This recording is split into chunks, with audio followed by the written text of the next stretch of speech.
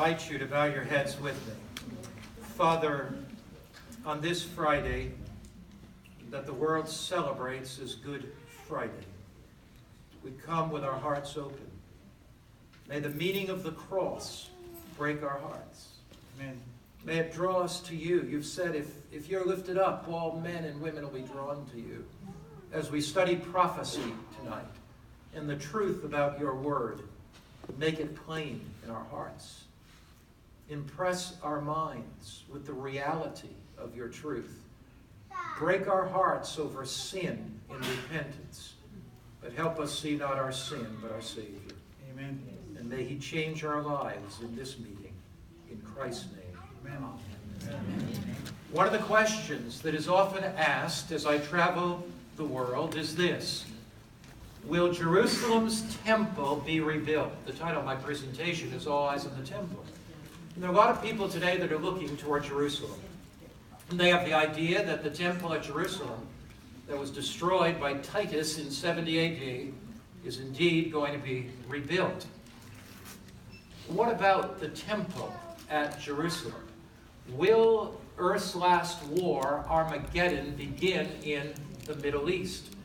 Will the temple at Jerusalem play a major part in ushering in the final hours of Earth's history?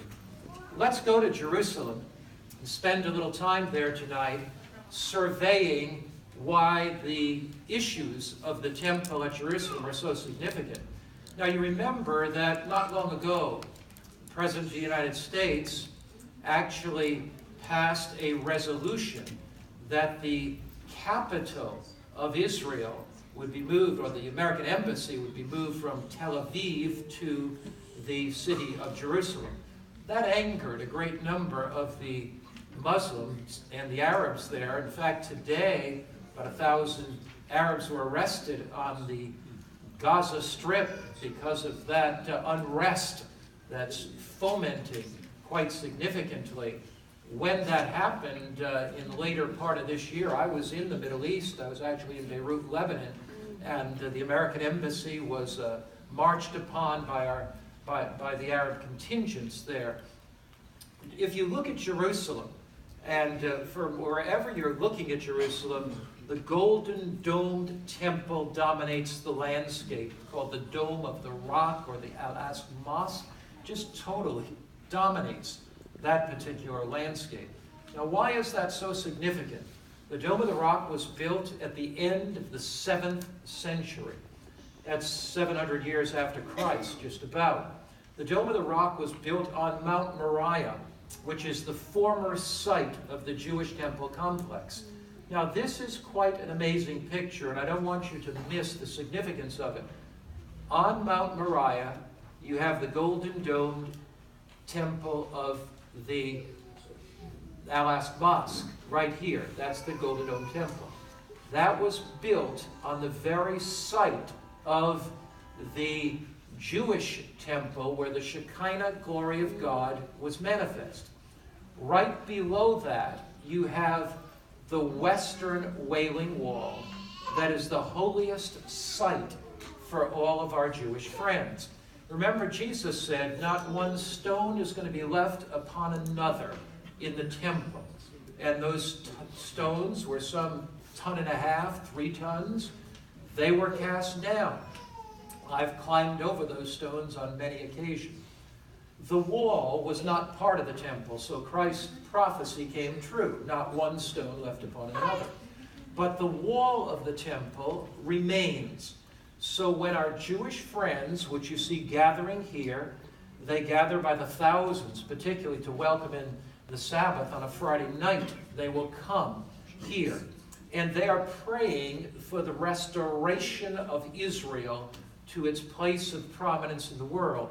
But what do you think these thousands of Jews think when they look up and they see the Dome of the Rock sitting on the very place where the Jewish temple was and where the Shekinah glory of God was manifest?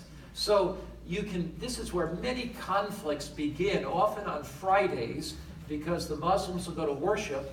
The Jews are gathering by Friday afternoon at the Western Wall, and there'll be major conflicts at that very location.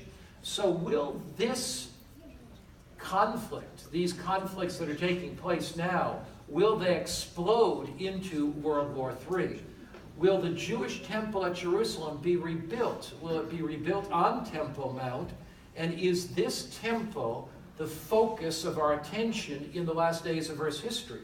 There are some Christians that place their attention on this temple in Jerusalem.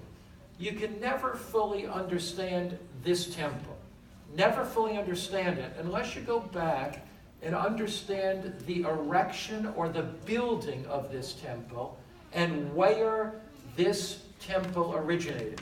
So let's go to Egypt. And as we're going to Egypt, we're going to go and get a little glimpse, a little view of where the temple came from.